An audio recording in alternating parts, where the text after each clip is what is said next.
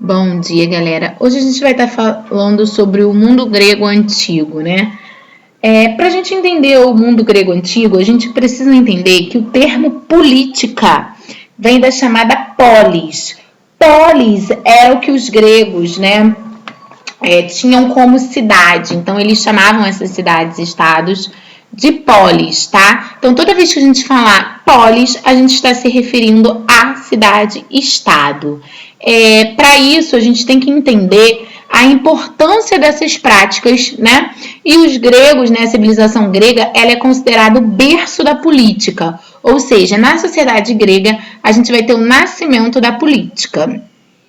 No nosso vocabulário, né, ele está repleto de palavras de origem grega, como, por exemplo, eletônico, herói, fotografia, política e história. Todas essas palavras, elas são influências gregas, e nós temos bastante influências gregas na nossa cultura. A cultura grega colocava sempre o ser humano no centro da produção. Por isso, ela se baseava no antropocentrismo. A gente já falou que o antropocentrismo é o homem como centro, né? Então, o homem, ele era o centro da produção.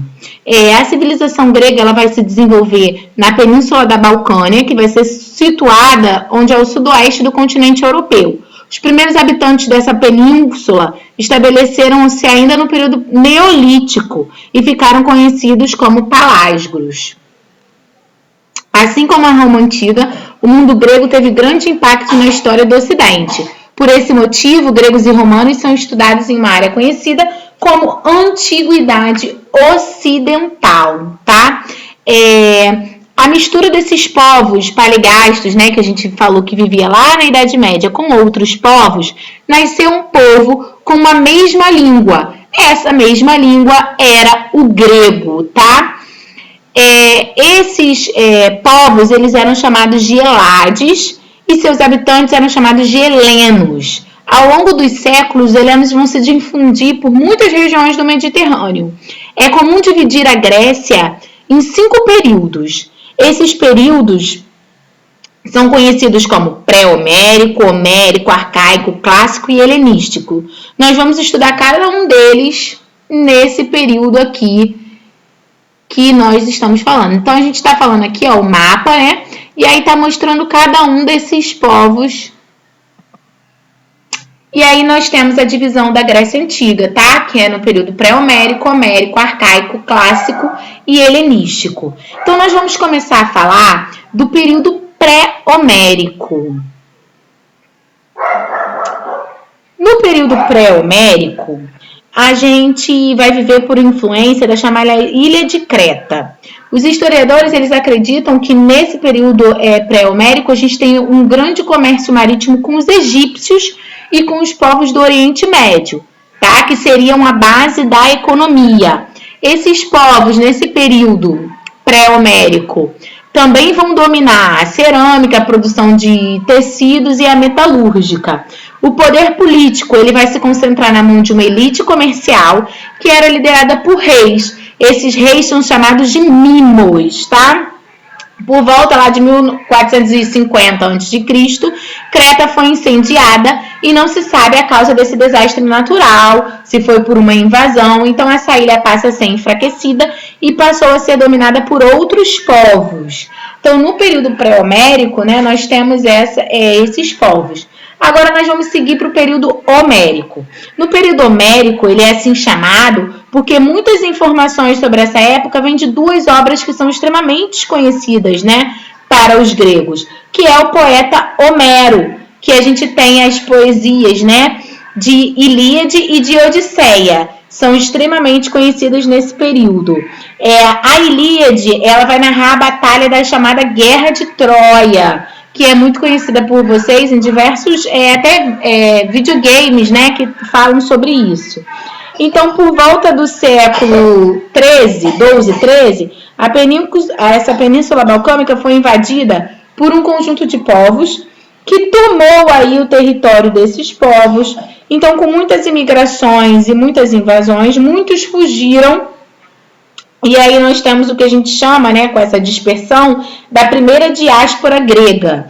Essa população, ela foge para outros locais e aí a gente dá o nome a isso de primeira diáspora grega. No período arcaico, a população grega ela vai crescer bastante, o que vai causar uma disputa por terras cultiváveis, tá? Essa sociedade ela passa a ter uma figura central, ou seja, para exercer o poder, os proprietários fundam os chamados centros urbanos, os edifícios públicos e os templos religiosos. Esses centros nós vamos chamar de polis, tá? Então, polis eram as cidades-estados. Cada polis formava um estado, tá? Nesse processo, algumas pessoas ficaram sem terras e passaram a se dedicar ao comércio e ao artesanato. Porém, grande parte da população se mudou para as ilhas vizinhas. Os gregos eles fundaram diversas colônias onde se estabeleceram. Esse movimento de fundação de diversas colônias ficou conhecido como Segunda Diáspora Grega.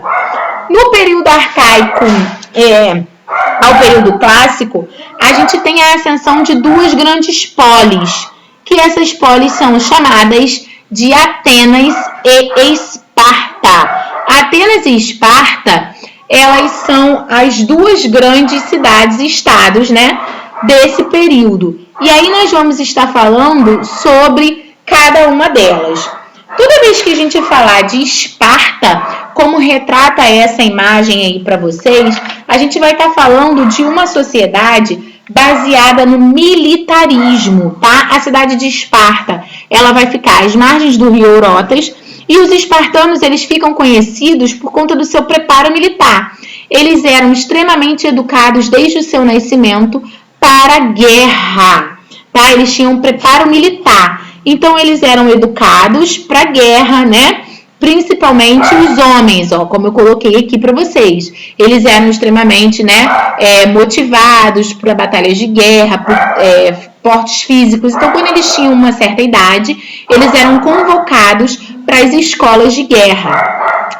E aí, nós temos a sociedade espartana, que é dividida entre espartanos e esparciatas, os periecos e os ilotas. São os grupos sociais da sociedade espartana. E a outra polis muito conhecida é Atenas. Atenas, a sociedade ateniense, ela começou a se desenvolver, né, e ficou muito conhecida porque ela teve o primeiro conceito de democracia.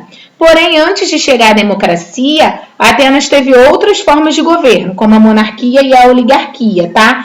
Mas ela se desenvolveu pela democracia. Em Atenas, nós temos uma preocupação com o intelectual, né? Com o desenvolvimento intelectual dos seres atenienses. Por isso, em Atenas, nós temos uma democracia direta, nós temos um desenvolvimento filosófico, né? Ela não vai se preocupar com a questão de guerra, mas sim com o desenvolvimento intelectual do ser humano. E eles dizem que para ser cidadão era necessário ter nascido em Atenas, né? Ser ateniense, ou ter uma família ateniense. E aí nós vamos colocar aqui a divisão da classe social dos atenienses, tá? Que é essa aqui, patrídas, escravos e metecos. E aí nós vamos explicar mais elas na própria nossa aulinha ao vivo, tá bom? Então eu espero que vocês tenham entendido aí o conteúdo. E aí a gente vai falar um pouco também na aula sobre a escravidão da Grécia Antiga.